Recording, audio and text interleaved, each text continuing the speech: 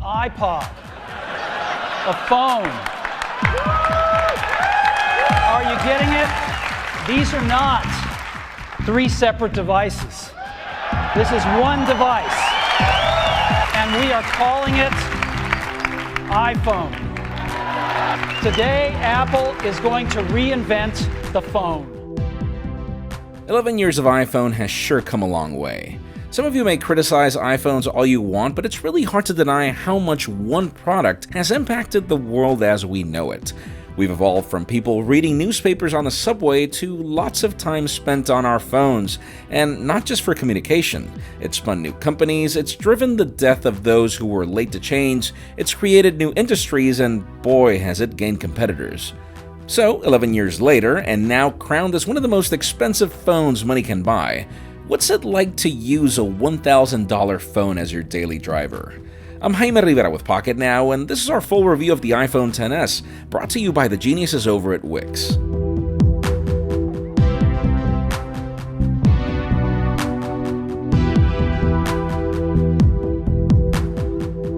iPhones are loved for a few key essentials that Apple has nailed ever since the days of the Mac.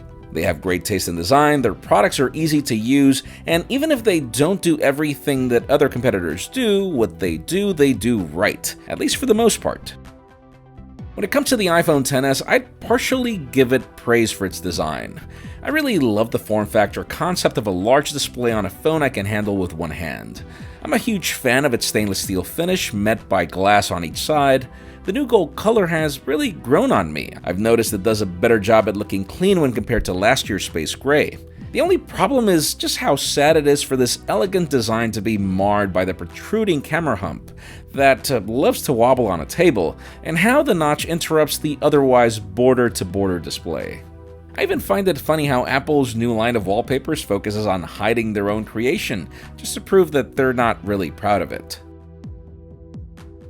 Everything else about this Super Retina display is fantastic. It's being praised as one of the best displays of the year, and I agree. It's really hard to balance an OLED the way Apple does, and in ways where colors pop without being overbearing, and these speakers just make the content consumption experience more immersive.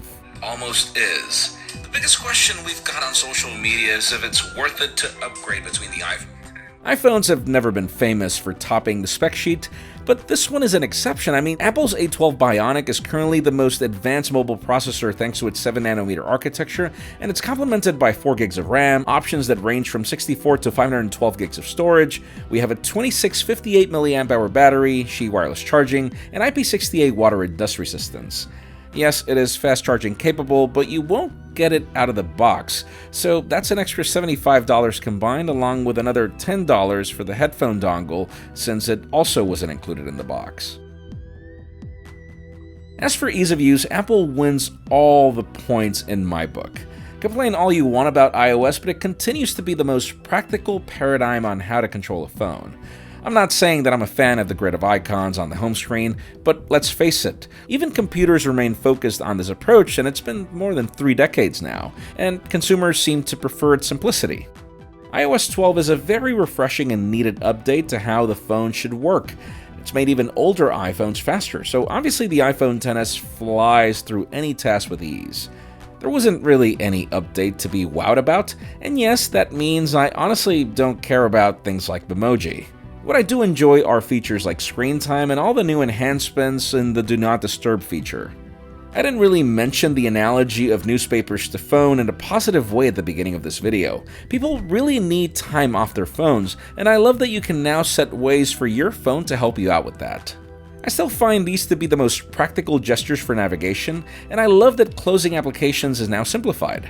Lock screen notifications being stacked up is also something that took Apple forever to figure out, but I'm glad it's finally here.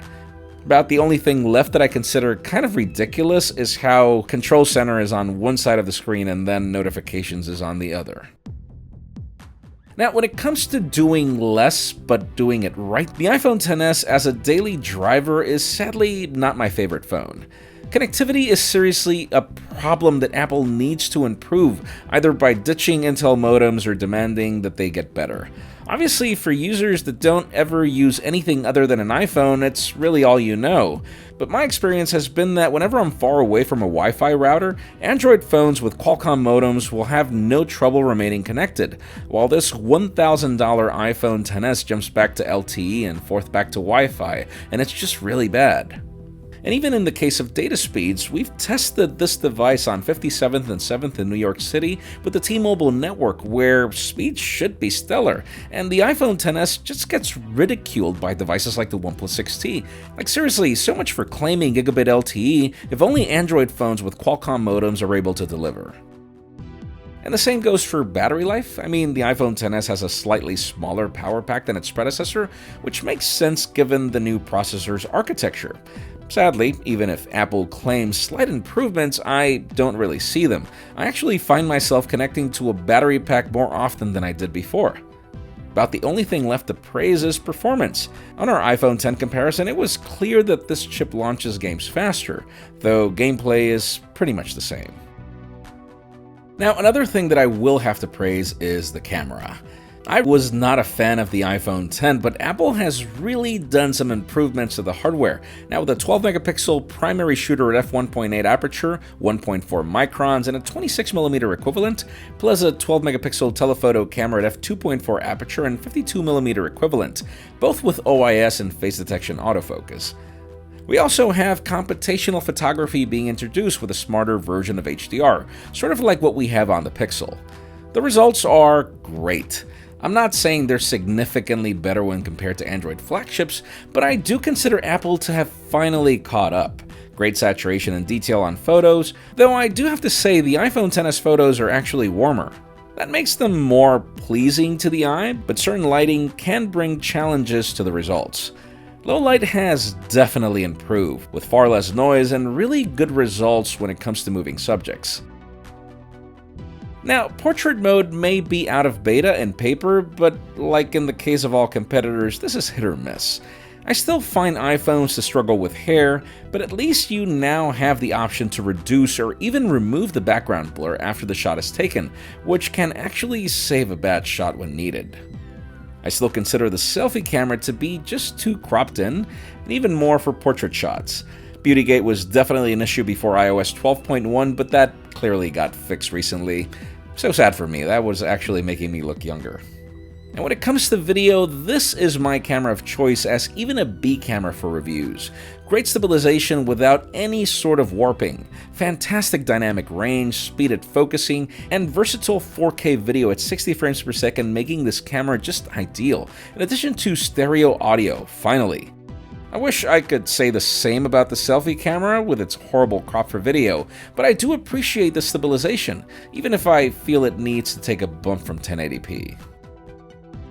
While we reach our conclusion, let me interrupt this video for just 30 seconds to tell you about our sponsor, Wix. If you're interested in creating a professional website, blog, or online store without any coding knowledge, Wix offers an insane portfolio of tools for you to design something that's right for you. And it's all drag and drop, which is so practical. Or you can choose any of the hundreds of templates they offer. Learn more about Wix in the link in the description below. To conclude, let me just say that there are many reasons why the iPhone XS will continue to be in my pocket for a bit. I still consider it to be the adequate size for a phone without compromising on the ideal of providing users with a large display. Yes, it's not entirely perfect, but it does a good job in most of the things that matter to me. And then there's the ecosystem paradigm where Apple excels in. Like for example, I prefer Final Cut Pro for editing my videos, which only works on a Mac. I record the Pocketnow daily on a microphone that requires a lightning connector.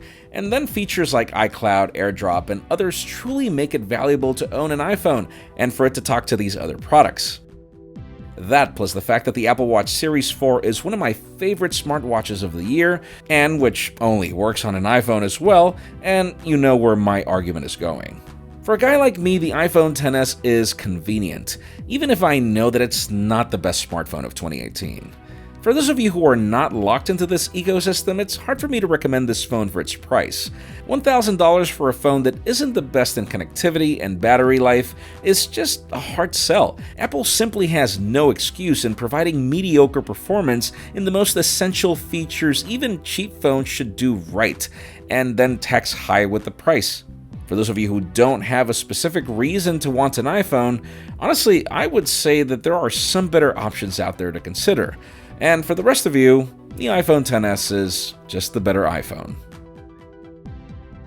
Let us know in the comments down below what you think about the iPhone XS, and while you're at it, make sure you follow us on social media, subscribe to both our channels, English and Spanish, for more videos like this one. You can follow me on Twitter, Jaime_Rivera, on Instagram at Jaime Rivera.